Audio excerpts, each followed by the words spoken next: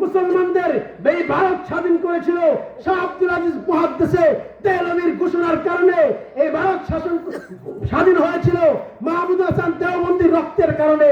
সুতরাং শুনে রাখো বেঈমানের দলেরা, তোমরা ইতিহাস মুছে ফেলেছ। আমরা বাংলাদেশ থেকে ঘোষণা দিতেছি অচিরেই ভারতকে দখল করে ভারতের লাল কিল্লার আকাশে বাংলাদেশের পতাকা আমরা উত্তোলন করবো ইনশাআল্লাহ।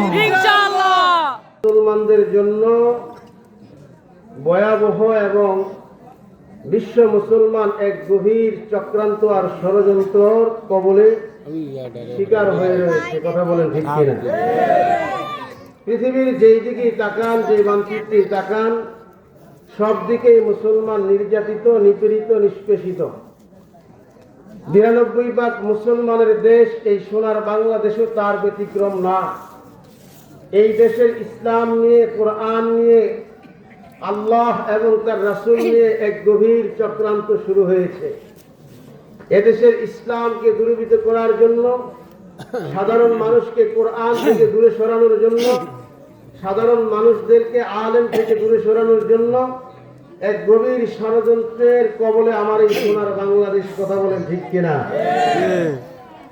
বর্তমানে আমাদের এই দেশে শুধু আজকে থেকে নয়, বিগত 1982 সাল থেকে এই দেশের মানুষদেরকে হিন্দুত্ববাদ মানুষের মগজে বপন করার জন্য ইসকন নামে একটি জঙ্গি সংগঠন বহু বছর যাবৎ চেষ্টা করতেছে এবং হিন্দুয়ানির যত তরিকা আছে সমস্ত তরিকাগুলোকে সাম্প্রদায়িকতার নাম দিয়ে মুসলমানদের সমাজে ঢুকায় দেওয়ার চেষ্টা করতেছে।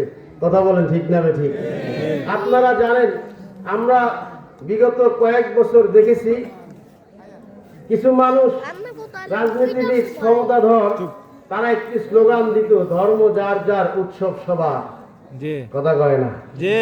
ধর্ম যার যার উৎসব সবার, এমন একটা স্লোগান আপনারা শুনছিলেন। এই স্লোগানের ভিতরে মারাত্মক কুফরি, মুসলমানদেরকে হিন্দু বানানোর একটা ষড়যন্ত্র ছিল। আল্লাহ বলেন ধর্ম যার যার উৎসব তার তার, তোমার ধর্ম তোমার, আমার ধর্ম আমার। আল্লাহ কোরআনে কারীমের একটি সূরা নাযিল করেছেন এই বিষয়ে। আল্লাহ বলেন কুল ইয়া আইয়ুহাল কাফিরুন লা আ'বুদু মা তা'বুদুন। হে নবী, আপনি কাফেরদেরকে বলে দেন যে হে কাফেরেরা, তোমরা যার ইবাদত করো আমি তার ইবাদত করি না। কথা বলে ঠিক কিনা? আমরা, তারা আমাদেরকে উৎসব বলে প্রচার করে, আসলে উৎসব নয়, পূজা। আমরা দেখেছি ঢাকা ইউনিভার্সিটির একটি হল আছে যেটাকে বলা হয় জগন্নাথ হল। এই জগন্নাথ হলে তারা, জগন্নাথ হলের শিক্ষার্থী সবাই হিন্দু, সেখানে তারা দুর্গা পূজার উৎসব করে, বিশেষ করে সরস্বতী একটি পূজার উৎসব করে। এই সরস্বতী পূজার ভিতরে হাজার হাজার মুসলমান ছেলেরা সেখানে গিয়ে সরস্বতী দেবীর সামনে আর্চনা করে, সেখানে অনুরোধ করে, আরাধনা করে, বলে মা সরস্বতী আমাদের লেখাপড়াকে তুমি ভালো করে দাও।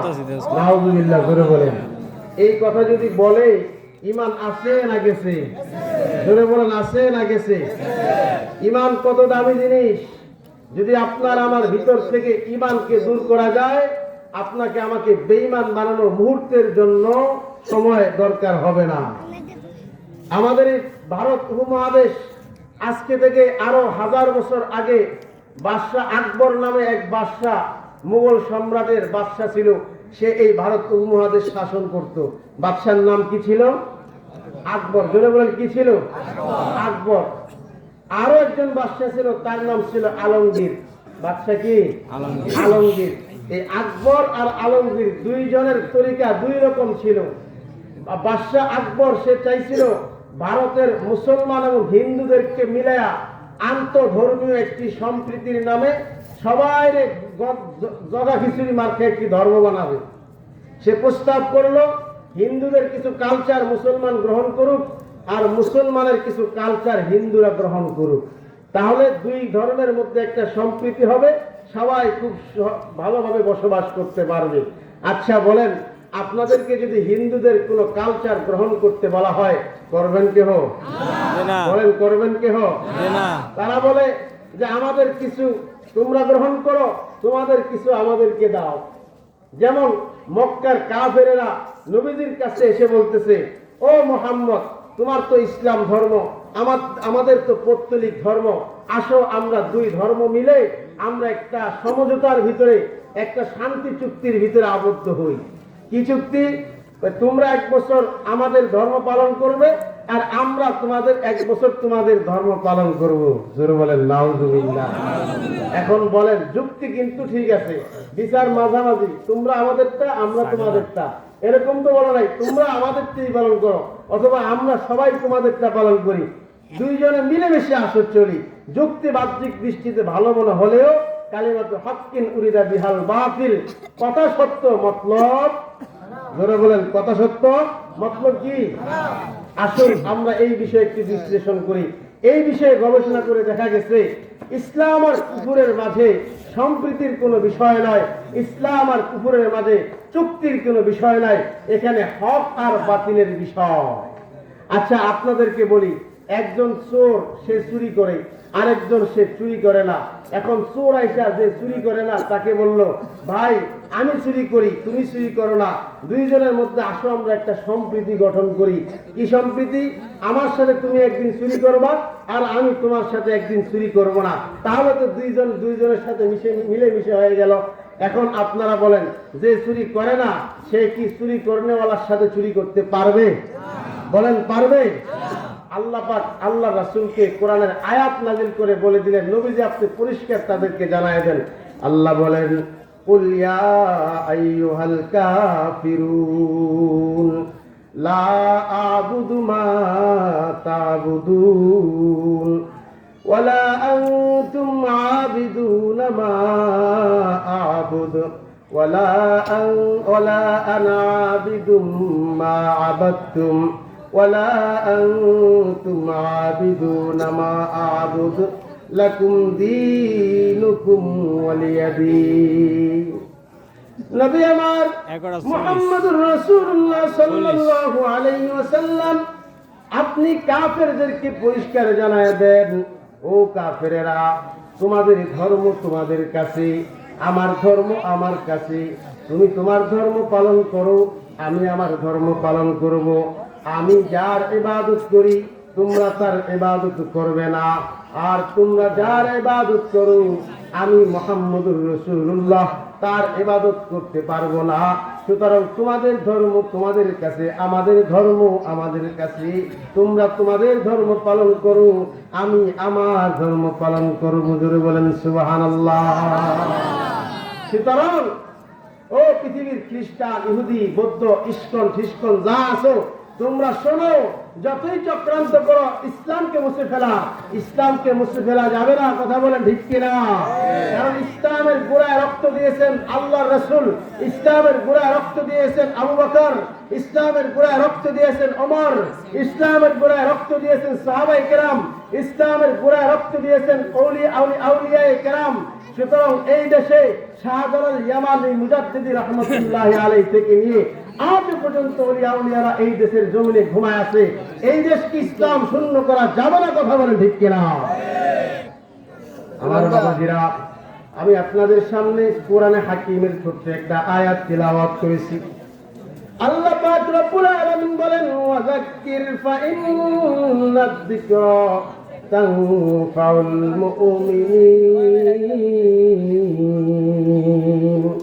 ও মুমিনরা, তোমরা একে অপরকে উপদেশ দাও, তোমরা একে অপরকে নসিহত করো।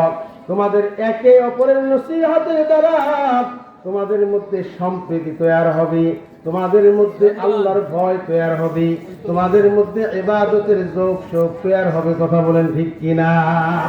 নসিহতের দ্বারা মুমিনের হৃদয়ের ভিতরে তানফাউল মুমিনিন, মুমিনের হৃদয়টা প্রশান্ত হবে, মুমিনের হৃদয়টা ঈমানের আলোয় আলোকিত হবে। কথা বলেন ঠিক কিনা?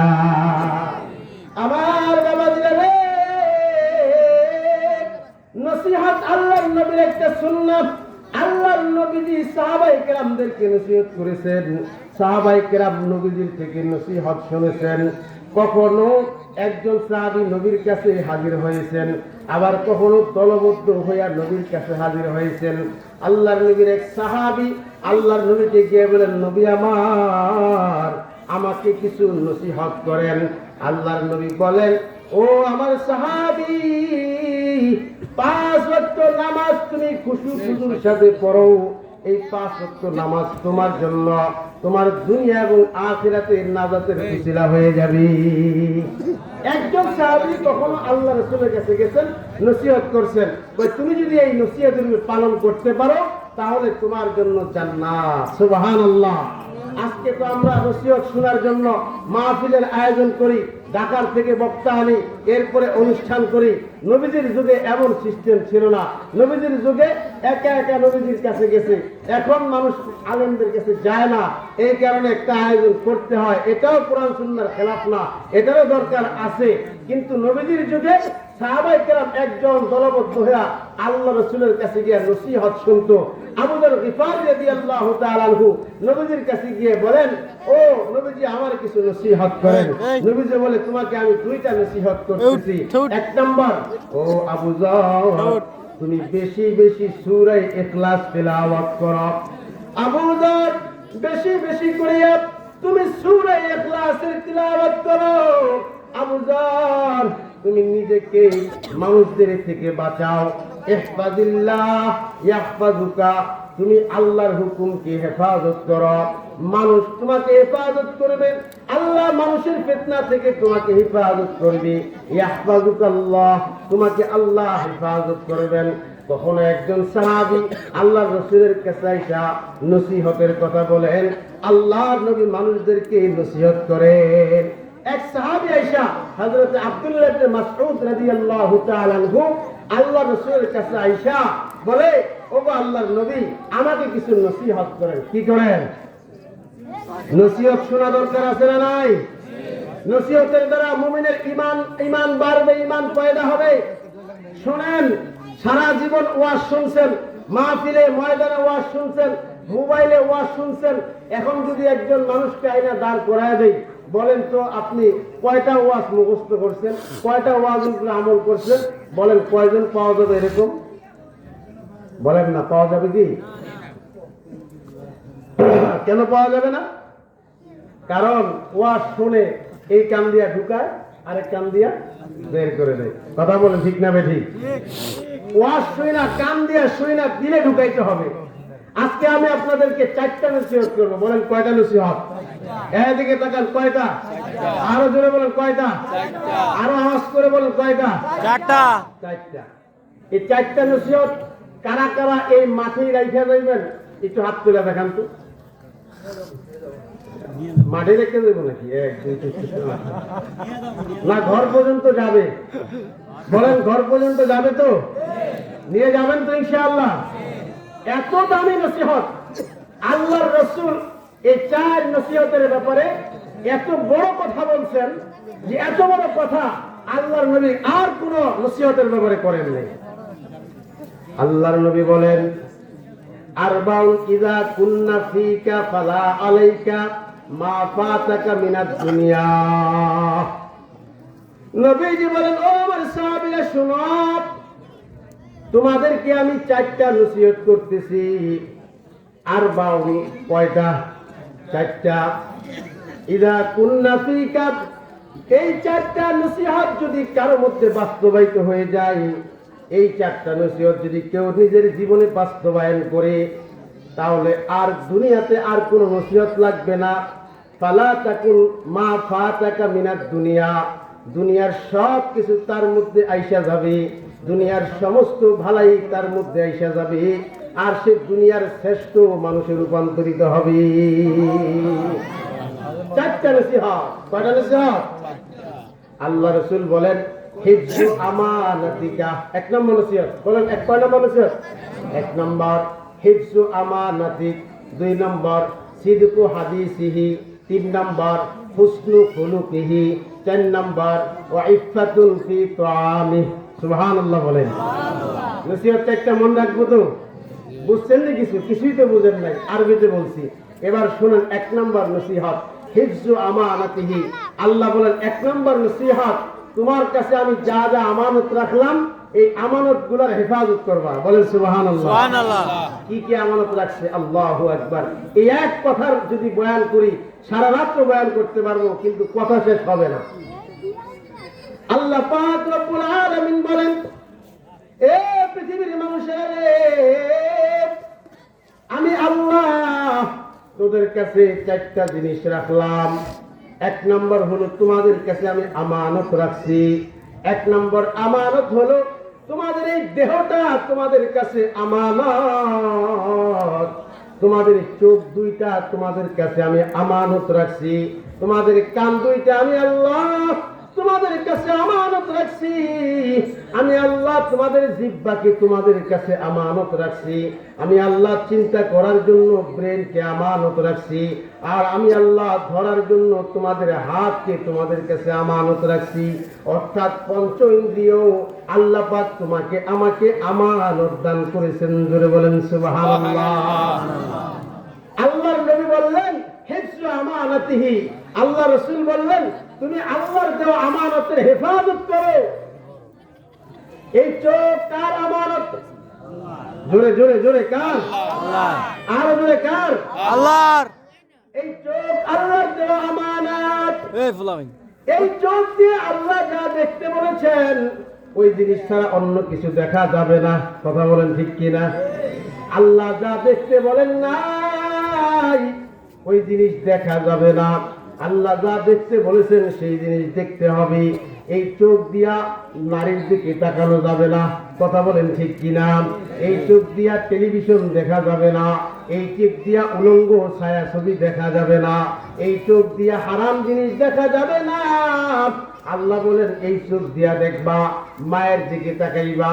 মায়ের দিকে যদি কেউ এই চোখ দিয়া মুহাব্বতের দৃষ্টিতে তাকায়, আল্লাহ রাসূল বলেন ওই বান্দাকে আল্লাহ তাআলা একটা কবুল হজের সওয়াব দান করবেন। সুবহানাল্লাহ সুবহানাল্লাহ। মায়ের দিকে যদি কেউ এই চোখ দিয়া ভালোবাসার দৃষ্টিতে তাকায়, আল্লাহর রাসূল বলেন যে আল্লাহ তাআলা ওই বান্দার সগীরা গুনাহগুলো মাফ করিয়া দিবেন। আল্লাহর রাসূল বলেন এই চোখ দিয়া যদি কেউ কোরআন শরীফের দিকে তাকায়, পড়া লাগবে না, শুধু তাকায়া তাকায়া দেখবে। কি করবে? শুধু তাকায়া তাকায়া দেখবে। আল্লাহর এক ওলি ছিলেন যিনি এই শুধু কোরআন শরীফ তাকায়া তাকায়া দেখতেন আর কানতেন। কোরআন শরীফের দিকে তাকায়া তাকায়া পৃষ্ঠায় পৃষ্ঠায় কোরআন পড়তে পারতো না।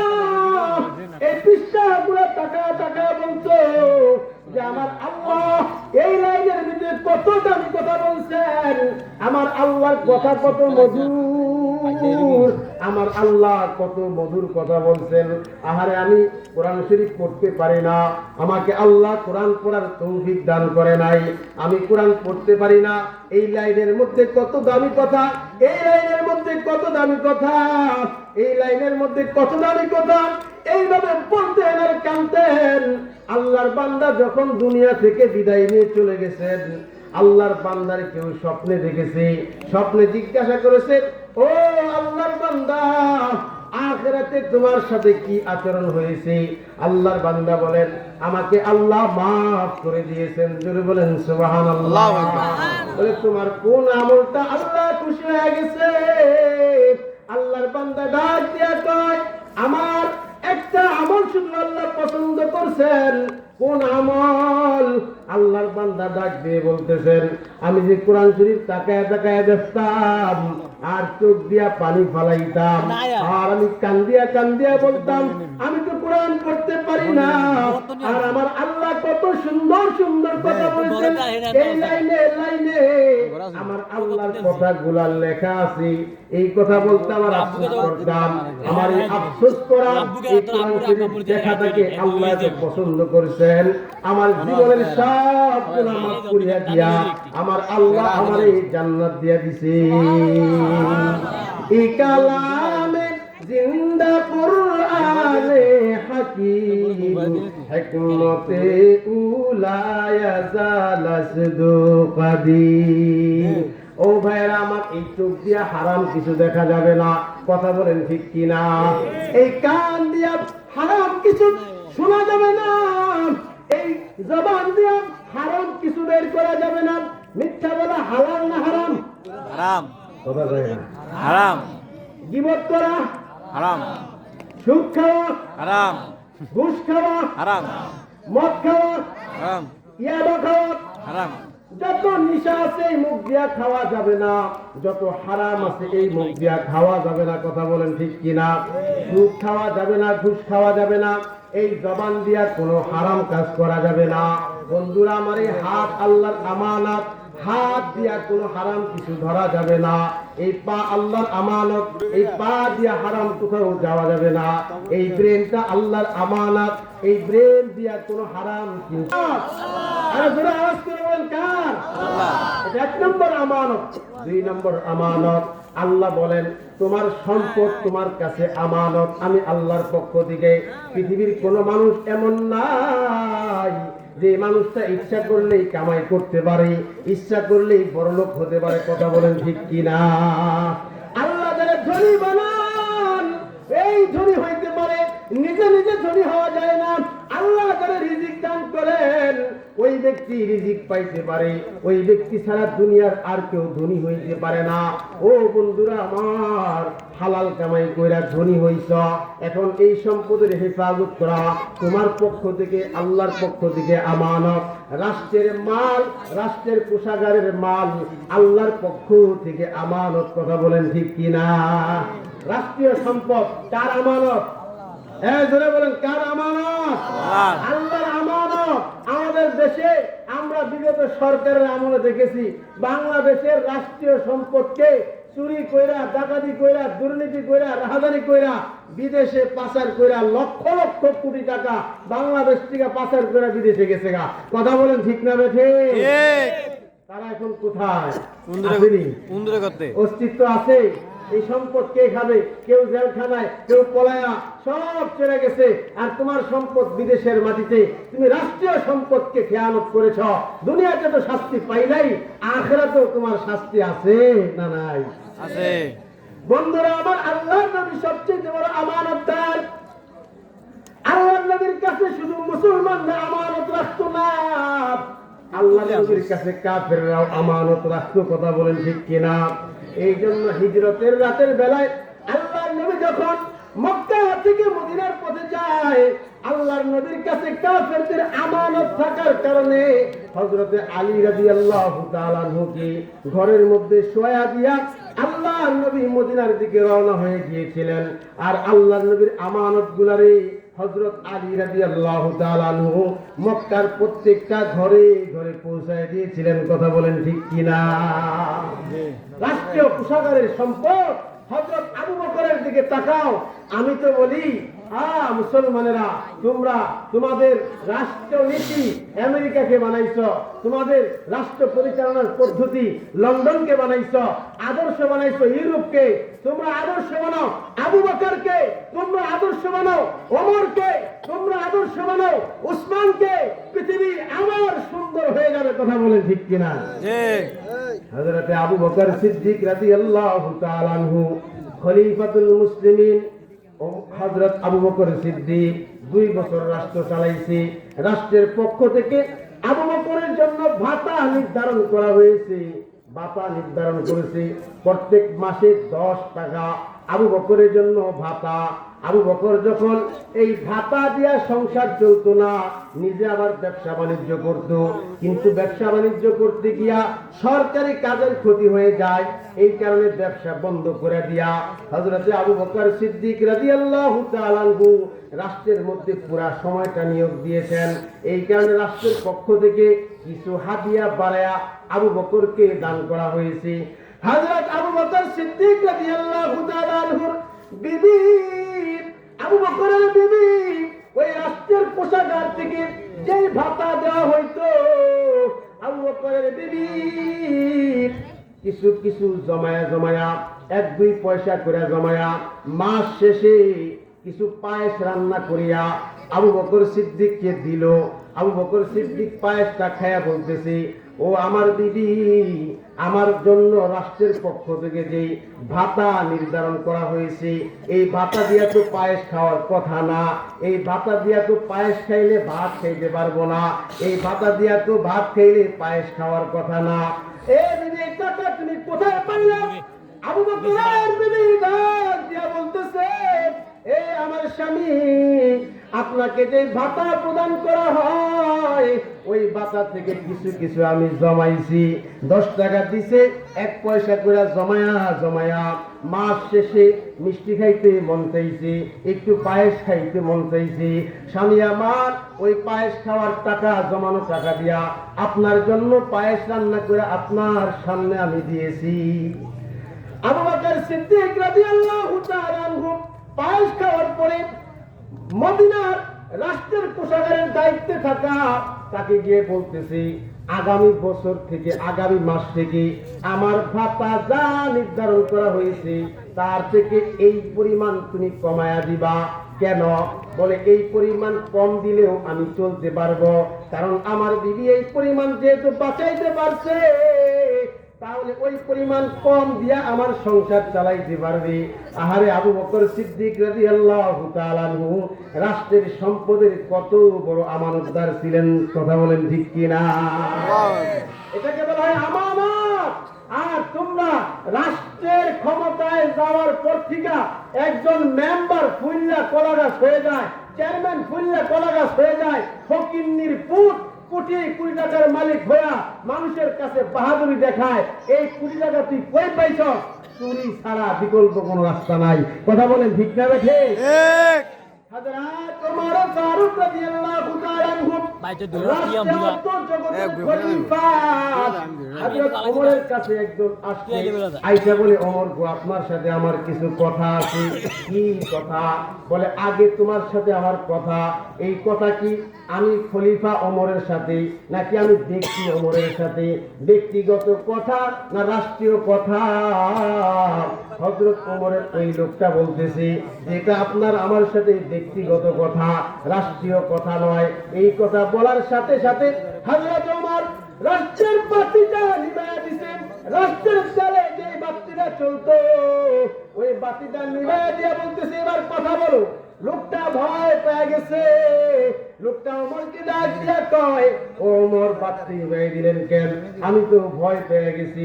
ওমর বলেন, এই বাতিটা সরকারি তেলে চলতেছে, আর তোমার আমার সাথে যে ব্যক্তিগত কথা, এটা তো তোমার আমার কথা, রাষ্ট্রীয় কথা না। ব্যক্তিগত কথা বলার সময় রাষ্ট্রীয় তেল খরচ করার মতো হিম্মত আমি ওমরের কোনোদিন হবে না। জোরে বলেন সুবহানাল্লাহ। শুধুই তাই নয়, আমাদের এই ভারত উপমহাদেশ শাসন করেছিল মোগল সম্রাট বাদশাহ আলমগীর। বলেন কি নাম? বাদশাহ আলমগীর। বাদশাহ আলমগীর একজন বড় বাদশাহ ছিলেন। এই বাদশাহ থাকার পরে কোটি কোটি টাকার সম্পদের মালিক, বিঘায় বিঘায় জমিনের মালিক, বড় অর্থ সম্পদের মালিক। এই বাদশাহ সরকারি কোষাগার থেকে কোনো টাকা নিত না। হযরতে আলমগীর রহমাতুল্লাহি আলাইহি যেমনি ভাবে একজন বাদশাহ ছিলেন, তেমনি ভাবে একজন আল্লাহওয়ালা ছিলেন। জোরে বলেন সুবহানাল্লাহ। বাদশাহ আলমগীরের কাছে এক লোক আইসা বলতেছে, ও বাদশাহ জাহাপনা, আপনার সাথে আমার কিছু কথা, আপনার সাথে আমার কিছু কথা। কি কথা? আমাকে কিছু সহযোগিতা করেন। এই কথা বলার পরে বাদশাহ আলমগীর বলে, ও মিয়া শোনো, আমি রাষ্ট্রীয় ভাবে অনেক ধনী, কিন্তু ব্যক্তিগত ভাবে আমি একজন ফকির। আমি টুপি সেলাই করা আমি আমার সংসার চালাই। আমি এরকম, তার হাতের লেখা ভালো ছিল, কোরআন শরীফ লিখতেন। বলে, আমি এই কোরআন শরীফ লেখা যে টাকা উপার্জন করি তা দিয়ে আমি সংসার চালাই। ব্যক্তিগত ভাবে আমি ফকির, রাষ্ট্রীয় ভাবে আমি ধনী। তুমি আমার কাছে রাষ্ট্রীয় ভাবে আসো নাই, আসছো আমি ব্যক্তি আলমগীরের কাছে। সুতরাং এখান থেকে অল্প কিছু টাকা নিয়ে তুমি বিদায় হও। জোরে বলেন সুবহানাল্লাহ। সুতরাং এই আমানত কার পক্ষ থেকে? জোরে বলেন আল্লাহ। আল্লাহ বলেন আরেকটা আমানত আছে কোরআনে কারীমের মধ্যে। বলেন আল্লাহ বলেন এটা সবচেয়ে বড় আমানত। আল্লাহ বলেন, ইন্না আরাদনাল আমানাতা আলাস সামাওয়াতি ওয়াল আরদি ওয়াল জিবাল ফাআবাইনা আন ইয়াহমিলনাহা ওয়া হামালাহাল ইনসান ইন্নাহু কানা যালুমান জাহুলা। আরেকটা আমানত আছে, সেটার নাম হলো কোরআন। বলে সেটার নাম কি? কোরআন। আরো জোরে বল কি? কোরআন। সেটা সবচেয়ে চাইতে বড় আমানত। আল্লাহ বলছেন ইন্না আরাদনা সামাওয়াতি ওয়াল আরদ, আমি এই কোরআনকে আমানত রেখেছি আকাশের কাছে। আকাশ কয় আমি এই আমানত বহন করতে পারবো না। কেন? কোরআন এত ভারী, আমি আকাশের চাইতে কোরআন বেশি ভারী। আমি আকাশের মধ্যে যদি কোরআনকে রাখা হয় আমি আকাশ চুরমার হয়ে যাব। সুবহানাল্লাহ কয় না? ওয়াল আরদি, আল্লাহ বলেন আমি জমিনের কাছে আমানত রাখলাম এই কোরআনকে। জমিন আল্লাহকে বলেন আল্লাহ এই কোরআনকে আমানত রাখার শক্তি আমি জমিনের নাই, কারণ আমি জমিনের চাইতে কোরআন অনেক ওজনদার, কোরআন অনেক ভারী। এই কারণে আমি জমিন এই কোরআনকে আমানত রাখতে পারবো না। আল্লাহ পাহাড়ের কাছে আমানত রাখতে চাইলেন, পাহাড় বলে আমি এই আমানত রাখতে পারবো না। এরপরে আল্লাহ বলেন আমি মানুষের কাছে কোরআন আমানত রাখতে চাইলাম, মানুষ কয় আমি পারবো, মানুষ কয় আমি পারবো। মুহাম্মদুর রাসূলুল্লাহ সাল্লাল্লাহু আলাইহি ওয়াসাল্লামের কাছে আল্লাহ কোরআনকে আমানত রাখলেন আর বলে দিলেন ইন্নাহু কানা যালুমান জাহুলা। মানুষ বড় অকৃতজ্ঞ, মানুষ বড় মূর্খ। কারা মূর্খ, কারা অকৃতজ্ঞ? কয় কোরআন শরীফের মতো পৃথিবীর শ্রেষ্ঠ দামি আমানতটা আমি আল্লাহ মানুষের কাছে রাখলাম, আর সেই মানুষ এই আমানত ঠিক মতো বহন করে না। বলেন এই জায়গায় কত হাজার হাজার মানুষ আছেন, বলেন আমরা কোরআনের আমানতের কতটুকু হেফাজত করেছি? বলেন। শতকরা 95 জন সাধারণ মানুষ কোরআন পড়তেই পারে না, এমনকি 10টা 20টা সূরা পর্যন্ত মুখস্থ বলতে পারে না। কথা বলে ঠিক কিনা? আল্লাহ বলে ইন্নাহু কানা যালুমান জাহুলা, নিশ্চয় তোমরা বড় অকৃতজ্ঞ, তোমরা বড় মূর্খ। কেন? তোমাদের কাছে আমি এত দামি কোরআনকে আমানত রাখলাম, তোমরা এই আমানতের হেফাজত করলা না। আমার ভাইরা, আল্লাহ বলেন এরকম হাজার হাজার আমানত আমাদের সন্তানগুলো আমাদের কাছে আল্লাহর পক্ষ থেকে আমানত। ঠিক না? ঠিক। আমাদের ছেলেরা আমাদের কাছে আমানত আল্লাহর কাছ থেকে। আল্লাহ বলেন তুমি তোমার সন্তানকে হক্কানি রব্বানি আলেম বানাও, অথবা সুশিক্ষায় শিক্ষিত বানাও, অথবা তুমি তোমার সন্তানকে সৎ বানাও। তুমি তোমার সন্তানকে অসতের শিক্ষা দিও না। তুমি যদি ঘুষ খাও তোমার সন্তানও ঘুষ খাবি, তুমি যদি সুদ খাও তোমার সন্তানও সুদ খাবি, তুমি যদি মিথ্যা কথা বলো তোমার সন্তানও মিথ্যা কথা বলবি, তুমি যদি হারাম খাও তোমার সন্তানও হারাম খাবে, তুমি যদি মদ খাও তোমার সন্তানও মদ খাবে। কথা বলেন ঠিক কিনা? তুমি বাবা হইয়া যদি কোরআন কারীমের তিলাওয়াত করো তোমার সন্তান কোরআনের তিলাওয়াত করবে। তুমি বাবা হইয়া যদি তুমি আল্লাহর জিকির আজকার করো তোমার সন্তানও আল্লাহর জিকির আজকার করবে। তুমি যদি বাবা হইয়া তুমি যদি হালাল কামাই করো তোমার সন্তান কিন্তু হালাল কামাই করবে। কথা বলেন ঠিক কিনা? ও মা বোনেরা যারা পর্দার আড়ালে আছেন, আপনার সন্তানরা আপনার কাছে আমানত। আপনার গর্ভে যে সন্তান আছে ওইটাও আল্লাহর কাছ থেকে আমানত। আপনার গর্ভে সন্তান নিয়া টেলিভিশন দেখেন না, আপনার গর্ভের সন্তান নিয়া কোনো খারাপ কিছু দেখেন না, ওইটার আসর আপনার সন্তানের কাছে গিয়ে পড়বে। হযরত আব্দুল কাদের জিলানী রহমাতুল্লাহি আলাইহি, বড় পীর আব্দুল কাদের জিলানী রহমাতুল্লাহি আলাইহি কিতাবের মধ্যে লেখেন আব্দুল কাদের জিলানী বড় পীর মায়ের পেট থেকে 16 পারা কোরআনের হাফেজ হইয়া দুনিয়াতে আসছে। আল্লাহু আকবার। কত পারা? 16 পারা। কেমনে? তারে যখন 8 বছরের বাচ্চা তারে মাদ্রাসায় ভর্তি করার পরে মাদ্রাসার হুজুর কয় এই পড় আলিফ, কয় পড় বা, কয় তা, কয় সা। হুজুর কয় আমি এগুলো আগেই করে ফেলাইছি। তো তারপরে আরো পড়ছি, তারপরে আরো পড়ছি। তো পড়তে পড়তে শোনাও তুমি কোন পর্যন্ত পড়ছ। আব্দুল কাদের জিলানী রহমাতুল্লাহি আলাইহি কোরআন শরীফ সামনে না নিয়া মুখস্থ 8 বছরের বাচ্চা 16 পারা কোরআন শরীফ শুনাই দিছে। সুবহানাল্লাহ। উস্তাদজি ডাক দিয়া কয় রে আব্দুল কাদের, কোরআন শরীফ কই থেকে শিখলা? কে তোমাকে শিখাইলো? আব্দুল কাদের জিলানী রহমাতুল্লাহি আলাইহি নিজের উস্তাদকে ডাক দিয়া বলে উস্তাদ গো, আমি যখন আমার মায়ের পেটের মধ্যে ছিলাম আমার মা আমাকে পেটে নিয়ে সারাদিন কোরআনে কারীমের তিলাওয়াত করতো।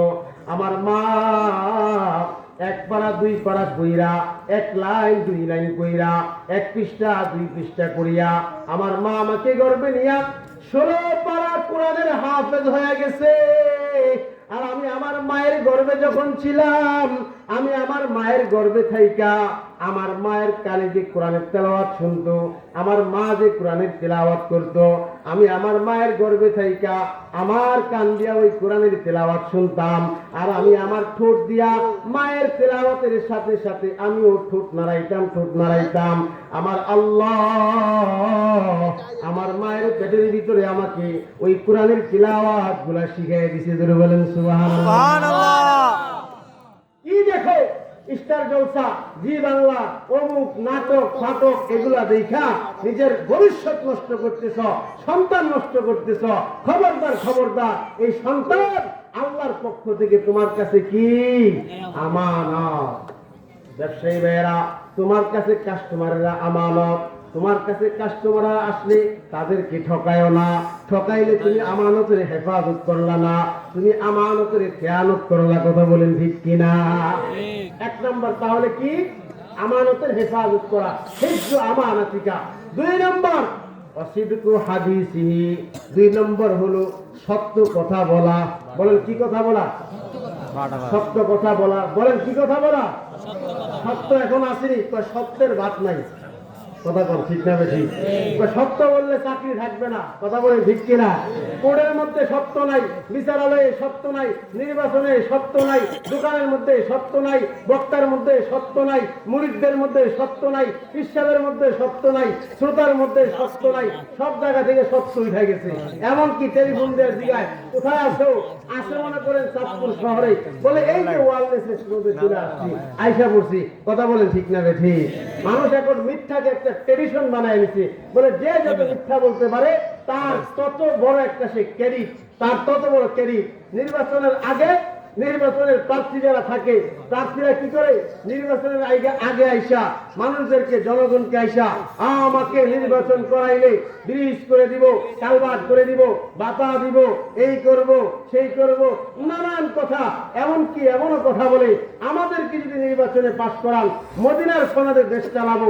আমাদেরকে যদি নির্বাচনে পাস করান, দেশে কোনো গরিব দুঃখী থাকবে না।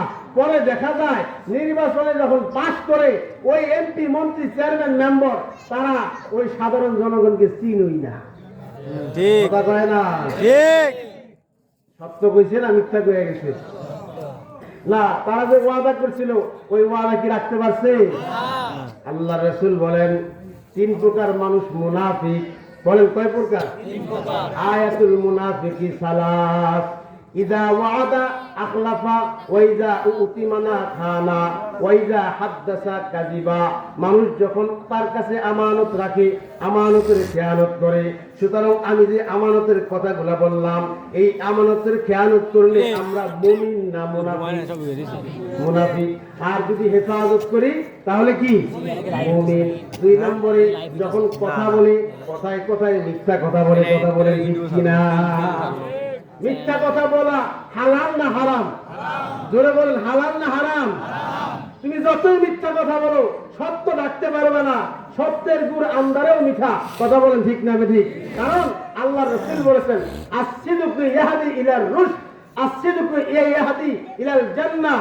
সত্যবাদিতা মানুষদেরকে সঠিক পথ দেখায়, আর সঠিক পথ মানুষদেরকে জান্নাতে নিয়ে পৌঁছায় দেয়। জোরে বলেন সুবহানাল্লাহ। এই আব্দুল কাদের জিলানী রাহমাতুল্লাহির একটা ঘটনা আছে। একদিন তিনি কাফেলার সাথে মাদ্রাসায় ভর্তি হওয়ার জন্য বাগদাদের উদ্দেশ্যে রওনা করছেন। কোন দেশে? বাগদাদে। আব্দুল কাদের জিলানী কাফেলার সাথে রওনা করছে। প্রতিমধ্যে ডাকাতের কবলে আক্রমণ হয়েছে। কিসের কবলে? ডাকাত। ডাকাত সবার সবকিছু লুট করছে। আব্দুল কাদের ছোট তো, তার কাছে যায় না। আব্দুল কাদের জিলানী রহমাতুল্লাহি আলাইহি ডাকাতের একজন সর্দার এসে বলতেছে, ও বাবা, তোমার কাছে কিছু আসেনি, থাকলে আমাদের কি দিয়া দাও। আব্দুল কাদের জিলানী রহমাতুল্লাহি আলাইহি এমনি বড় হয় নাই। আব্দুল কাদের জিলানী রাহমাতুল্লাহি আলাইহি সমস্ত পীরদের পীর, সমস্ত আউলিয়াদের আউলিয়া। কথা বলেন ঠিক কিনা? আব্দুল কাদের জিলানী রাহমাতুল্লাহি আলাইহি বলতেছেন, ও ডাকাত ভাই, আমার বগলের তলে একটা পকেট আছে, এই পকেটের ভিতরে আমার কিছু টাকা আছে, কিন্তু আমার মা এই পকেটের টাকাগুলাকে পকেটটাকে সিলাইয়া আমার মা বন্ধ করে দিছে যাতে কেউ দেখতে না পারে। ডাকাত এবার আব্দুল কাদেরকে বলে, ও আব্দুল কাদের, তোমার পকেটে যে টাকা আছে বগলের তলে, আমরা তো তোমাকে চেক করে দেখতাম না, শুধু জিজ্ঞাসা করছি, তারপরও সত্য বললা কেন? তুমি তো মিথ্যা বললেও পারতা।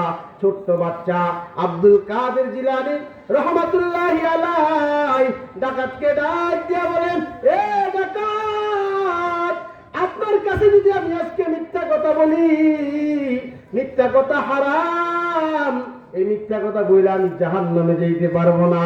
কারণ আপনার কাছ থেকে মিথ্যা কথা বললে হয়তো আমার কিছু টাকা বেঁচে যাবে, কিন্তু এই একটা মিথ্যা কথা বলার জন্য আমাকে ৭,০০০ বছর জাহান্নামের আগুনে জ্বলতে হবে। কথা বলেন ঠিক কিনা?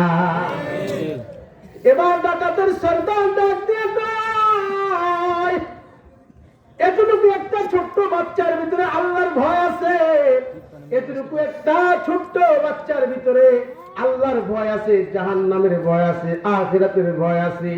আর আমরা বুড়া হয়ে গেছি, বড় হয়ে গেছি, আমাদের গায়ে শক্তি আছে, আমাদের কত বুদ্ধি আছে, আমাদের কাছে অস্ত্র আছে, সব কিছু থাকার পরেও, বুদ্ধি থাকার পরেও আল্লাহরে চিনলাম না, আল্লাহর সাথে এখনো সম্পর্ক করলাম না। আব্দুল কাদেরের কাছে আইসা বলে, ও আব্দুল কাদের, তুমি ছোট হইলে কি হবা?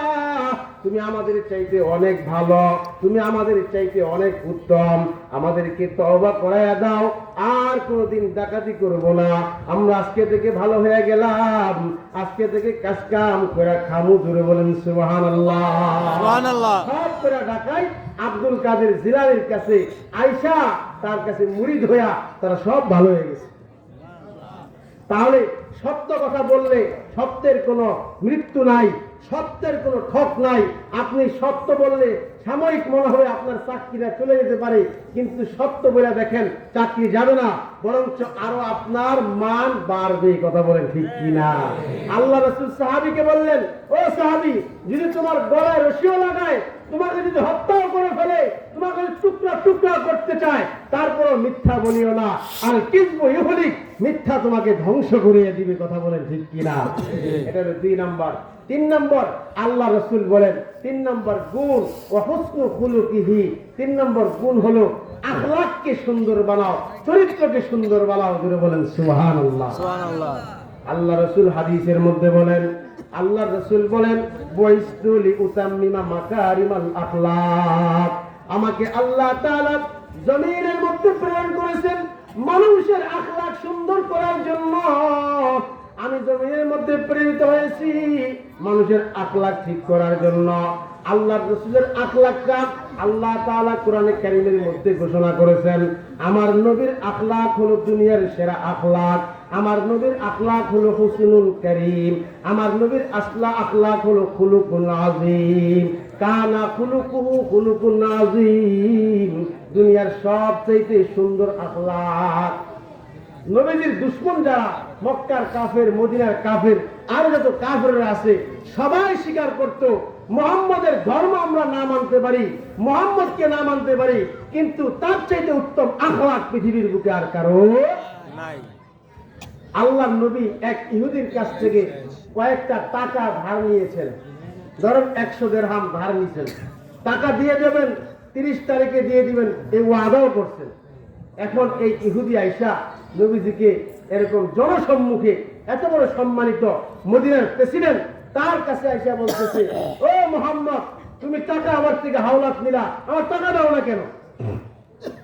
মনে করেন 30 তারিখে দেওয়ার কথা, 25 তারিখে আইসে চাওয়া শুরু করছে। আল্লাহর নবী মুহাম্মদুর রাসূলুল্লাহ, মানবতার নবী, আখলাকের নবী, ভালোবাসার নবী, আখলাক ওয়ালা নবী। নবীজি বলেন, আমি তোমার টাকা দিয়ে দিব, চিন্তা করিও না, তোমাকে আমি 30 তারিখে টাকা দিয়ে দিব। এই কথা বলিয়া কয়, আমি 30 তারিখ বুঝি না, 30 তারিখ মানি না, এই কথা বইলা আল্লাহর নবীর কলারের মধ্যে গিয়া ধরছি। আল্লাহর নবীর সাথে হযরত ওমর রাদিয়াল্লাহু তাআলা আনহু বসা। ও ভাই, সবাই কিন্তু নরম, কিন্তু ওমর গরম। दुनिया में अदालत का तेरा नाम रहेगा, फारूक तेरा नाम से इस्लाम रहेगा, फारूक तेरा नाम से इस्लाम रहेगा। ওমরের সহ্য হয় নাই, ওমরের সহ্য হয় নাই। ওমর নিজের খাতার থেকে তলোয়ার বাইর করছে।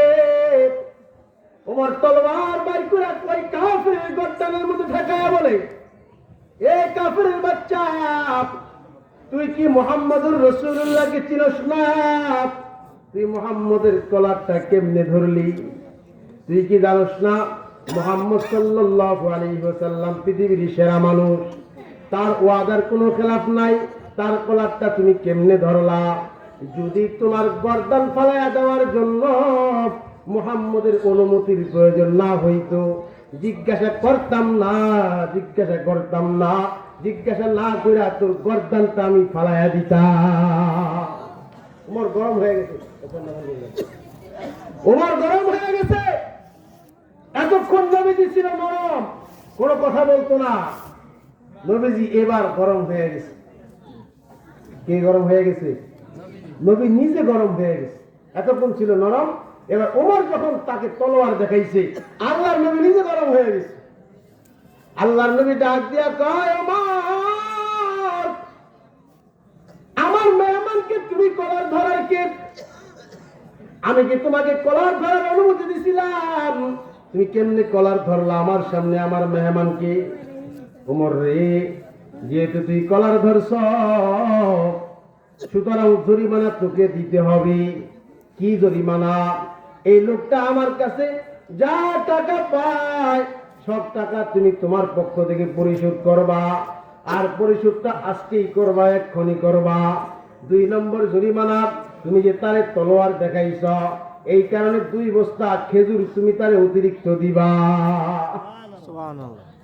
ওমর রাদিয়াল্লাহু তাআলা আনহু ওই লোকের হাত ধরে কয়, চলো ভাই, আমান্না সাল্লামনা।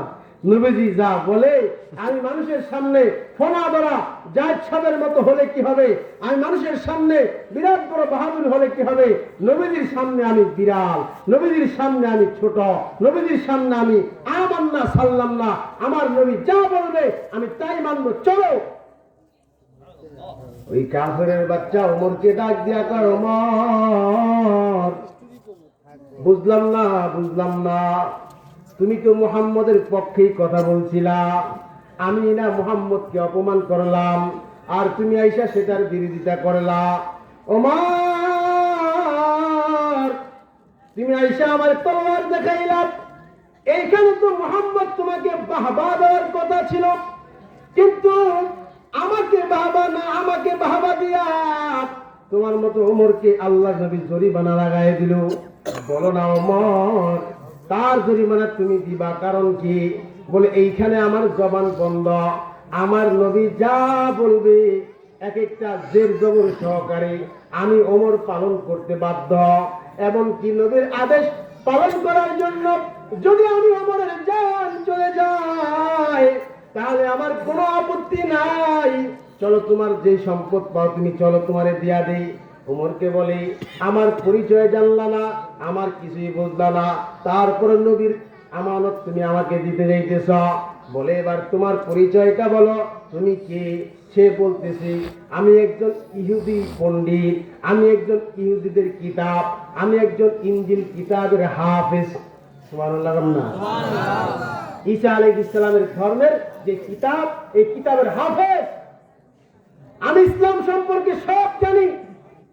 এবার ওমর তো চান্স পেয়ে গেছে, এই মিয়া, তুমি ইসলাম সম্পর্কে সব জানো, তাইলে কি মুহাম্মদকে তুমি চিনো না? মুহাম্মদ যে শ্রেষ্ঠ নবী, মুহাম্মদ যে আখিরি পয়গম্বর, মুহাম্মদ যে দুনিয়ার সবচেয়ে সম্মানিত মানুষ, তুমি কি এটা জানো না? আমি সব কিছু জানি, আমি সব যাই না শুই নাই করছি। আল্লাহু আকবার বলেন। আল্লাহু আকবার। কেমনে তুমি মুহাম্মদের কলার ধরলে? কেমনে তুমি মুহাম্মদের কলার ধরলে? আমি ওমরের কলিজা ফাইটা গেছিল, আমার সামনে তুমি নবীদের কলার ধরলা। ওই লোকটা ডাক দিয়া কয়, আমি তো নবীজির কলার ধইরা পরীক্ষা নিলাম, আমি নবীর সব কিছুর পরীক্ষা নিয়ে ফেলাইছি, আমি নবীর সত্যবাদের পরীক্ষা নিয়ে ফেলাইছি, আমি নবীজির আমানতদারির পরীক্ষা নিয়ে ফেলাইছি, এবার আমি নবীজির আখলাকের পরীক্ষাটা নিলাম, দেখতে চাইলাম নবীর আখলাকটা কিরকম, সুন্দর না খারাপ। আমি দেখলাম এই পৃথিবীর সবচাইতে শ্রেষ্ঠ আখলাকের মানুষ হলো মুহাম্মাদুর রাসূলুল্লাহ।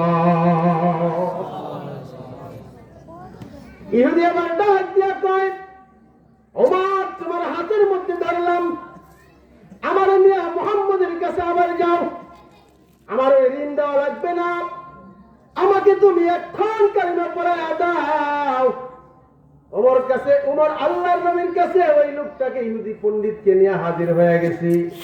নবীজির কাছে আইসা নবীজির কাছে মাপ চায়, নবী আমার, আপনি আমাকে মাফ করিয়া দেন, আমি সব পরীক্ষা নিয়ে আপনার সবরের পরীক্ষা নিলাম, আপনার আখলাকের পরীক্ষা নিলাম, আমি বুঝলাম এই পৃথিবীর শ্রেষ্ঠ ধর্ম, এই পৃথিবীর শ্রেষ্ঠ আখলাকওয়ালা, এই পৃথিবীর সবচেয়ে উত্তম ব্যক্তি হলেন আপনি মুহাম্মাদুর রাসূলুল্লাহ সাল্লাল্লাহু আলাইহি ওয়াসাল্লাম।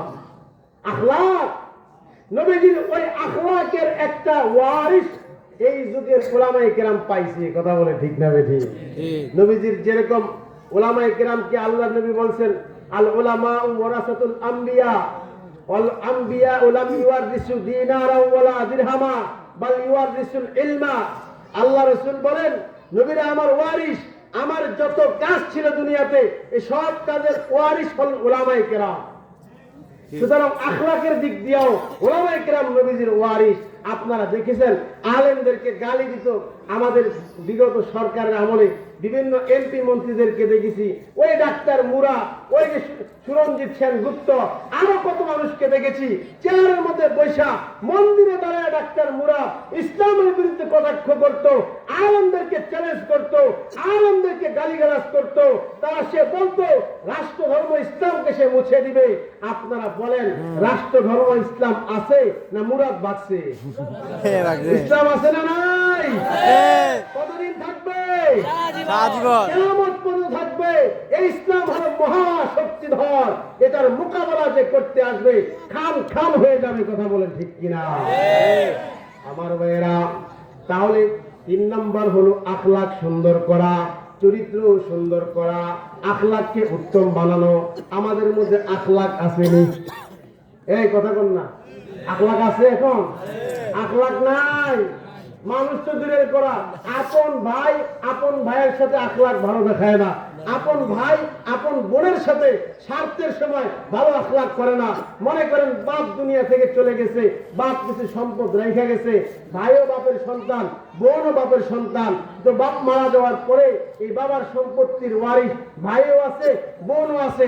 10-20 বছর পরে বোন যদি আইসা ভাইকে বলে, ভাই রে আমার ওয়ারিশ আমাকে বুঝাইয়া দাও, বোন ভাইয়ের চেহারা মুসি বিলাইয়ের মতো কালা হয়ে যায়। কথা বলেন ঠিক না ঠিক? ওয়ারিশ সম্পত্তি বুঝাই দিতে চায় না, বাবার ওয়ারিশ বুঝাই দিতে চায় না, ভাই বোনকে ঠকানোর চেষ্টা করে, আরেক ভাই ছোট ভাই বড় ভাই যুদ্ধ লাগিয়ে যায় বাবার সম্পত্তি নিয়ে একটু বেশি খাওয়ার জন্য। সে একটু বেশি খাবে, সে একটু বেশি খাবে। বলেন নবীর আখলাক আছে? আখলাক নাই। আরে সাহাবায়ে কেরামের আখলাক কেমন ছিল? হযরত ওমর রাদিয়াল্লাহু তাআলা আনহু, রাতের বেলা অন্ধকার রাত্র, মরুভূমির মধ্যে ওমর রাদিয়াল্লাহু তাআলা আনহু খলিফাতুল মুসলিমিন, অর্ধ জগতের খলিফা। রাতের বেলা ওমর মরুভূমির একেবারে মরুভূমির প্রান্তরে গিয়ে ঘুইরা ঘুইরা দেখে আমি ওমরের আমলে কেউ কোনো অভাবী আসেনি, আমি ওমরের আমলে কেউ না খায়া আসেনি। হযরত ওমর রাদিয়াল্লাহু তাআলা আনহু রাতের বেলা ঘুরতে ঘুরতে দেখেন মরুভূমির মাঝখানে আগুন জ্বলতেছে, আগুন। ওই আগুন জ্বলার কাছে গিয়া হযরত ওমর দেখেন একজন মা চুলার মধ্যে আগুন জ্বালাইতেছে, আর তার পাশে 2 জন ছোট ছোট বাচ্চা কাঁদতেছে। বাচ্চারা মায়েকে বলে, ও মা, ও অনেকক্ষণ তো হয়ে গেল, আমাদেরকে কোনো খাবার দাও না, পেটের মধ্যে বড় ক্ষুধা, খাবার দাও, খাবার দাও, খাবার খেতে মনে চায়। মা ডাক দিয়া কইতেছে, এই তো হয়ে গেল, এই তো হয়ে গেল, একটু পরে চুলার থেকে নামাবো, তারপরে তোমরা খাবা। 1 ঘন্টা, 2 ঘন্টা, 3 ঘন্টা, 4 ঘন্টা হয়ে গেল, কিন্তু মা সন্তানদেরকে কোনো খাবার দিচ্ছে না। সন্তানগুলা ছটফট ছটফট করতে করতে ওই জায়গায় ঘুমায় গেল।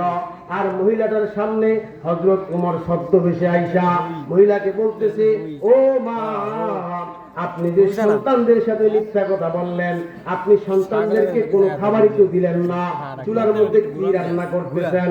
মহিলা বলতেছে, বাবা শোনো, আমাদের বাড়িতে কোনো বাজার সদাই কিছুই নাই, আমি একটা পাত্রের মধ্যে গরম পানি দিয়া চুলার মধ্যে আগুন জ্বালায় দিছি, বাচ্চারা যাতে বুঝ পায় কিছু রান্না হইতেছে, রান্না হওয়ার পরে আমার মা আমাদেরকে খাবার দিবে। এই বুঝটা পাইয়া বাচ্চারা কানতে কানতে এক সময় ঘুমায়া যাবে। আগামীকাল যখন সকাল হবে, আমি মা কোনো কাজ কাম করে আমার বাচ্চাদেরকে খাওয়াইতে পারবো। কে এই জমার ওমরকে খলিফা বানাইছে? ওমর আমাদের কোনো খবর নিল না, আমাদেরকে কোনো খবর নিল না। এই হযরত ওমর, ওমরের সামনে ওমরের বদনাম করতেছে। হযরত ওমর ডাক দিয়া বলে, ও মা, আপনি এখানে বসেন, আগামীকাল আপনার কাছে খাবার আসবে। এই কথা বলিয়া হযরত ওমর রাষ্ট্রের কোষাগারে দৌড়াইয়া গিয়া ওই কোষাগার থেকে আটা, সুজি, ময়দা, চিনি, তেল তেল নিয়া নিজের মাথায় কইরা মায়ের কাছে আইসা বলতেছে, মা, এই আটাগুলা দিয়া রুটি বানান, এরপর রুটি বানাই আপনি আপনার সন্তানদেরকে খাওয়ান। এবার মহিলা চোখ দিয়ে পানি এসে গেছে। মহিলা এবার ওমরকে ডাক দিয়ে বলতেছে, কে যে ওমরকে খলিফা বানাইলো? আর ওমরকে খলিফা না বানায়া তোমার মতো একজন মানুষকে খলিফা বানানোর দরকার ছিল। হযরত ওমর ডাক দিয়া কয়, ও মা, আমি হযরত ওমর, আমি খলিফাতুল মুসলিমিন। আখলাক কত সুন্দর ছিল, কথা বলেন ঠিক কিনা? কি আখলাক ছিল! বাচ্চা হইয়া মরুভূমিতে ঘুইরা ঘুইরা মানুষের অভাব খুঁজতো। আর এই জমানায় আপনার জুতার তলি ক্ষয় হয়ে যাবে, চেয়ারম্যানের লোকে দেখা করতে, এমপির লোকে দেখা করতে জুতার তলি ক্ষয় হয়ে যাবে। একজন এসপি, ডিসি, এরকম বিভিন্ন সরকারের বড় বড় কর্মকর্তাদের কাছে ধর্ণা দিতে দিতে নিজে টাকা পাইব, বাপায় মারা গেছে, পেনশন রেখে গেছে, এই টাকা উঠাইতে গিয়া জুতার তলি কয়েকটা ক্ষয় হয়ে গেছে, কিন্তু প্রাপ্য টাকা বুঝা পায় না, এবং আছে না নাই? এটাই কি আখলাক? এটা হলো পুঁজিবাদী আখলাক, এটা হলো ধন সম্পদের আখলাক। আল্লাহর নবী বলেন, পুঁজিবাদী, সমাজবাদী, গণতন্ত্র আর সমাজতন্ত্র দিয়া শান্তি আসবে না। পৃথিবীর বুকে শান্তি আসতে হলে ইসলাম লাগবে। কথা বলেন ঠিক না ঠিক? আমার ভাইয়েরা, এই জন্য আখলাক সুন্দর বানাইতে হবে, মানুষের সাথে ভালো ব্যবহার করতে হবে। আল্লাহর রাসূল বলেন, যে নাকি মানুষের সামনে নিজেকে ছোট বানায়, আল্লাহ তাআলা মানুষের চোখে তারে বড় বানায়া দেয়। জোরে বলেন সুবহানাল্লাহ। মান তাওয়াযা লিল্লাহ রাফাহুল্লাহ। যে আল্লাহর জন্য ছোট হয়, আল্লাহ তারে বড় বানায়া দেয়। কথা বলেন ঠিক কিনা? ওমান তাকাব্বারা ওয়াদাহুল্লাহ। আর যে নাকি মানুষের সামনে নিজেকে বড় বানাইতে চায়, আল্লাহ তাআলা তাকে মানুষের সামনে বেইজ্জতি করে। আমার ভাইজানেরা শোনো, আল্লাহ তাআলা এই যে আখলাক, মানুষের সামনে ছোট হওয়া, মানুষকে মহব্বত করা, বড়কে সম্মান করা, ছোটকে স্নেহ করা, আলেমকে তাজিম করা, মাতা পিতার খেদমত করা দরকার আছে না নাই? 3 নম্বর আখলাকের কথা বললাম। 4 নম্বর আখলাকের কথা বলে বয়ান শেষ করে দেব। রাত্র অনেক গভীর হয়ে গেছে, আপনারাও ক্লান্ত হয়ে গেছেন। এই 4টা নসিহত আমল করব তো ইনশাআল্লাহ। আল্লাহ রাসূল বলেন, 4 নম্বর নসিহত, ওয়া ইফাতুন ফি তাআমিকা। ও মুসলমান শোনো, তোমার খাবারটাকে হালাল বানাও। কি বানাও? খাবার কি বানাও? হালাল বানাও। বলবেন, হুজুর, আমরা যা খাই সবই তো হালাল, আমরা ভাত খাই হালাল না হারাম? কথা কয় না? হালাল। তরকারি খাই হালাল না হারাম? হালাল। পানি খাই হালাল না হারাম? হালাল। যা খাইতেছি এগুলো কি হারাম খাই তারপরে আবার হালাল খাওয়ার কথা বলতেছেন কেন? ও মিয়ারা শুনেন, হালাল খাবারও কখনো হারাম হয়ে যায়, ঠিক না বে ঠিক? হালাল খাবার কি হয়ে যায়? হারাম হয়ে যায়। যদি তোমার কামাই হারাম হয়, খাবারও হারাম হয়ে যাবে। তুমি ঘুষের টাকা দিয়া ভাত কিনে আনছো, ভাত খাইছো, এই ভাত হালাল না হারাম? সুদের টাকা দিয়া তুমি বাড়ি করছো, বাড়ি হালাল না হারাম? মিথ্যা কথা বইলা, দুর্নীতি কইরা, ধোঁকাবাজি কইরা, টাকা কামাই কইরা মসজিদে গিয়া দান করছো, হালাল না হারাম? হালাল খাবার হবে, কামাই হালাল হতে হবে। গরু জবাই করছি, আল্লাহর নাম নিয়ে করে নাই, কিন্তু মক্কার ইমাম দিয়া করাইছি, আল্লাহর নাম নেয় নাই, হালাল হবে না হারাম হবে? হারাম হবে। এই জন্য অনেক সময় হালাল খাবারও হারাম হয়ে যায়। কখন? যখন নাকি কামাইটা হারাম হয়। কথা বলেন ঠিক কিনা? আবার অনেক সময় হারাম খাবারও হালাল হয়ে যায়, কামাই যদি হালাল হয়। কথা বলেন ঠিক কিনা? একটা জিনিস তোমার জন্য অবৈধ ছিল, কিন্তু ওই জিনিসটা যখন তুমি সঠিক প্রক্রিয়ার মাধ্যমে কামাই করবা, সেটা তোমার জন্য হালাল হয়ে যায়। যেমন আমার পকেটের টাকা আপনাদের জন্য হালাল না হারাম? বলেন। হারাম। আপনার পকেটের টাকা আমার জন্য হারাম, আমার পকেটের টাকা আপনার জন্য হারাম। কিন্তু আপনি আমাকে কোন একটা জিনিস বিক্রি করছেন, ধরেন এই পানির বোতলটা আমাকে দিচ্ছেন, আমি আমার পকেট থেকে 15টি টাকা 20টি টাকা আপনাকে দিয়েছি। এখন এই লেনদেনের কারণে আমার এই 20 টাকা আপনার জন্য কি হয়ে গেল? আপনার এই পানিটা আপনার ছিল, এটা আমার জন্য আগে হারাম ছিল, এখন লেনদেন সহি হওয়ার কারণে এই পানিটা আমার জন্য কি হয়ে গেল? হালাল। প্রক্রিয়ার কারণে হালাল হয়ে গেল। আল্লাহর রাসূল বলেন, যার নাকি গেজা হারাম, হারাম খায়, তার কোনো ইবাদত, ফরজ, নফল, ওয়াজিব কিচ্ছু কবুল হয় না। এই কারণে শোনো, মদ খাওয়া হালাল না হারাম? বলেন না।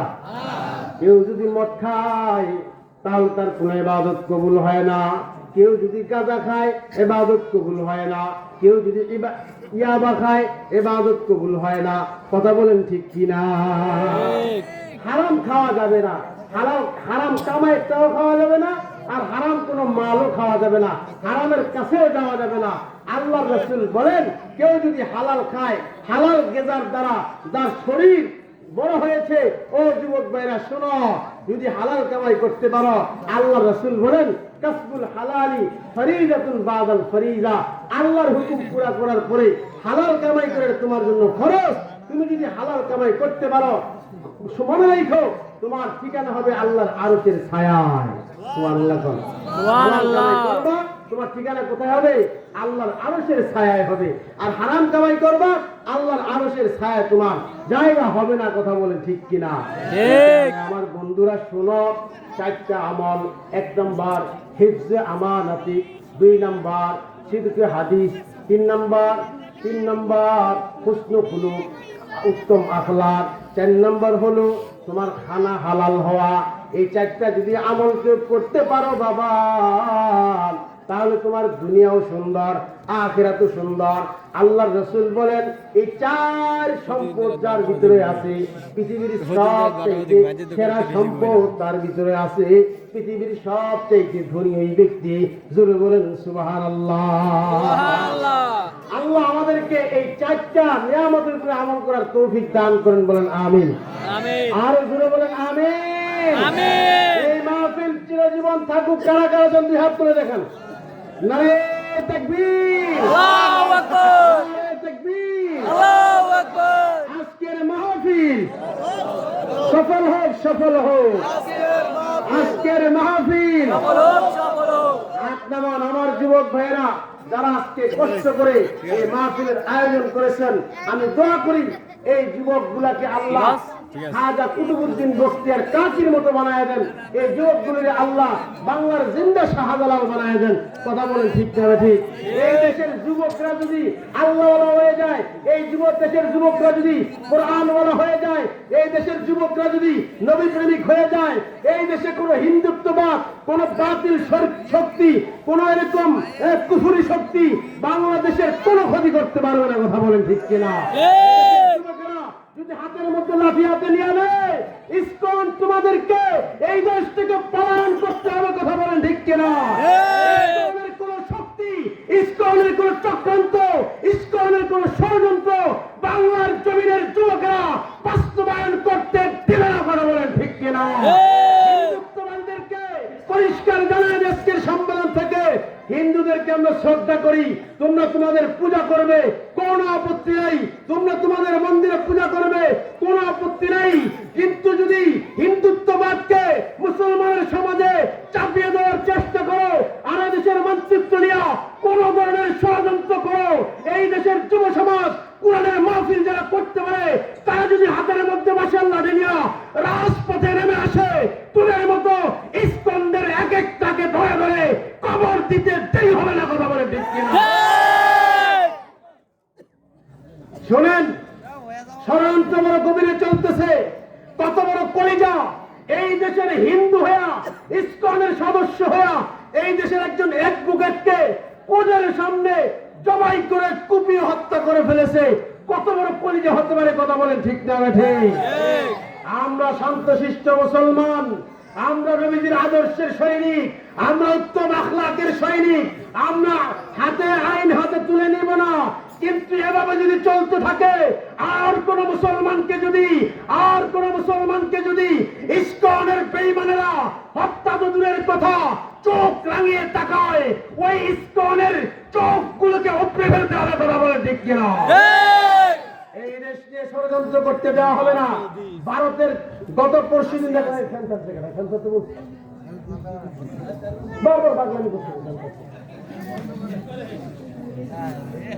আমার গলায় সমস্যা, মাগরিবের পর আমি আরেক ওয়াজ করছি, মাইক একবারে বাজে, আমার গলা ভেঙে ফেলাইছে। এই গলা ভাঙ্গা নিয়ে 1 ঘন্টা চিল্লাইলাম আপনাদের সাথে।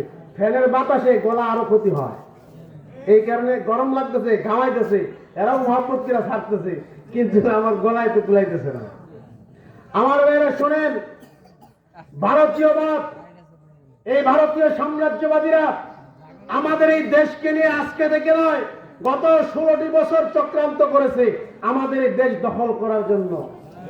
এতদিন পর্যন্ত ডাইরেক্ট আক্রমণ করতে পারে না, ডাইরেক্ট দখল করতে পারে না, কিন্তু এই দেশের গদির মধ্যে একজন পুতুল সরকার বসায় রাখছিল। ভারত যা কইত তারাও তাই মানত। কথা বলে ঠিক হবে? আমি নিজে এই দেশের গোয়েন্দা সংস্থা এনএসআই, ডিবি, ডিজিএফআই আরো যারা আছে, তারা ওই ভারতের রয়ের কথায়, রয়ের প্রেসক্রিপশনে এই দেশের কোর্টগুলি চালাতো, বিচার বিভাগ চালাতো, প্রশাসন চালাতো। পুলিশেরা নিজেদের কোনো স্বাধীনতা ছিল না, ওই র যা বলতো তারা সেটাই পালন করত। আর সেই দিন নাই। এদেশের বিপ্লবী ছাত্র সমাজ, এদেশের যুব সমাজ যখন রাজপথে নেমে এসেছে, তোমাদের প্রেতাত্মারা পালিয়েছে। এখন আবার ভারত থেকে হুমকি দেয়, ভারতের ভিসা বন্ধ করে দিবে, ভারতের চিকিৎসা নিতে দিবে না, ভারতের যাওয়া যাইতে দিবে না। আর তোদের মতো ফকিন্নি দেশে চিকিৎসা নিতে আমরা যাইতাম না। কথা বলে ঠিক না? পেঁয়াজ বন্ধ করে দিব, তোদের পেঁয়াজ বন্ধ করে দে, অসুবিধা নাই। আমাদের দেশের চরের ভিতরে আমরা পেঁয়াজ চাষ শুরু করব। প্রয়োজনে 1000 টাকা কেজি পেঁয়াজ খাবো, প্রয়োজনে না খেয়ে থাকবো, কিন্তু কোন বেঈমানদের হাতে এই বাংলার জমিনের 1 ইঞ্চি জায়গা তুলে দিব না। কথা বলেন ঠিক কিনা?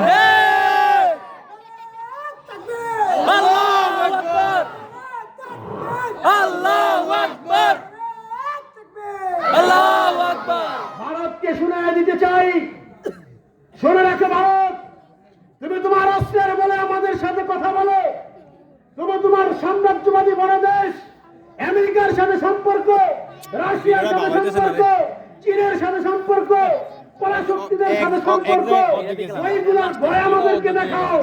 আমরা সেই পরাশক্তিকে ভয় করি না, আমরা আফগানিস্তানের জাতি, আমরা শাহজালালের উত্তরসূরি। কথা বলেন ঠিক কিনা?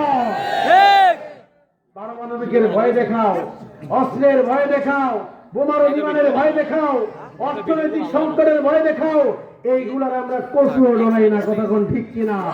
কারণ আমাদের কাছে অস্ত্র না থাকতে পারে, আমাদের কাছে বোমা না থাকতে পারে, আমাদের কাছে পারমাণবিক না থাকতে পারে, আমাদের কাছে যেই সম্পদ আছে তোদের কাছে সেই সম্পদ নাই। সেই সম্পদের নাম হলো ইমানি সম্পদ। কথা বলে ঠিক কিনা? শক্তির নাম সেটা আল্লাহর শক্তি। আল্লাহর শক্তির সামনে তোদের পারমাণবিক শক্তির কোনো বেল নাই। কথা বলেন ঠিক কিনা? শক্তির সামনে পারমাণবিক শক্তি খান খান হয়ে যাবে, ভারত টুকরা টুকরা হয়ে যাবে। ভারতের ওই দিল্লির রাজপ্রাসাদে ইসলামের পতাকা উড়বে। কথা বলেন ঠিক কিনা? তোমরা স্বপ্নে দেখো বাংলাদেশ দখল করবা, আমরাও বলি আমরা স্বপ্নে দেখি তোমাদের দিল্লির লাল কেল্লা দখল করব। কথা বলে ঠিক কিনা? ভারতের দিল্লির শাহী মসজিদ মুসলমানদের বানানো, ভারতের বাবরি মসজিদ মুসলমানদের বানানো, ভারতের লাল কিল্লা মুসলমানদের বানানো, ভারতের তাজমহল মুসলমানদের বানানো, ভারতের কুতুব মিনার মুসলমানদের বানানো, ভারতের বালাকোট মুসলমানদের, এশমিনুমার আন্দোলন মুসলমানদের। এই ভারত স্বাধীন করেছিল শাহ আব্দুল আজিজ মুহাদ্দিসে দেহলভির ঘোষণার কারণে। এই ভারত স্বাধীন হয়েছিল মাহমুদুল হাসান দেওবন্দির রক্তের কারণে। সুতরাং শুনে রাখো বেঈমানের দলেরা, তোমরা ইতিহাস মুছে ফেলেছ। আমরা বাংলাদেশ থেকে ঘোষণা দিতেছি অচিরেই ভারতকে দখল করে ভারতের লাল কিল্লার আকাশে বাংলাদেশের পতাকা আমরা উত্তোলন করবো ইনশাআল্লাহ। ইনশাআল্লাহ রাজি আছেন? ইনশাআল্লাহ। ইনশাআল্লাহ। কারা কারা জিহাদ করে দেখান? তাকবীর করেন, জিহাদ নামান। এইটার আমাদেরকে প্রস্তুতি নিতে হবে, আমাদের ইমানের শক্তি বাড়াইতে হবে, আল্লাহর সাথে সম্পর্ক বাড়াইতে হবে। কারণ আল্লাহ যার পক্ষে হয়ে যায় পৃথিবীর কোন শক্তি তার সাথে মোকাবেলা করতে পারে। আল্লাহ এই মাহফিলকে কবুল করেন, বলেন আমিন। আমিন। যুব সমাজকে কবুল করেন, বলেন আমিন। আমিন। আপনাদেরকে সবাইকে কবুল করেন, বলেন আমিন। আমিন। সবাইকে আল্লাহ মর্দে মুজাহিদ বানায় দেন, বলেন আমিন। আমিন। রাজি আছেন? ইনশাআল্লাহ। ইনশাআল্লাহ। ইনশাআল্লাহ। ইনশাআল্লাহ। ইনশাআল্লাহ। ইনশাআল্লাহ। সংগ্রাম এদেশ থেকে ভারতীয় সাম্রাজ্যবাদ ছেটিয়ে বিদায় করার সংগ্রাম। কথা বলেন ঠিক কিনা? সংগ্রাম ইসকনকে বাংলার জমিন থেকে উৎখাত করার সংগ্রাম। কথা বলেন ঠিক কিনা? আল্লাহ কবুল করেন, আমিন। ওয়া আখিরি দাওয়ানা আলহামদুলিল্লাহি রাব্বিল আলামিন।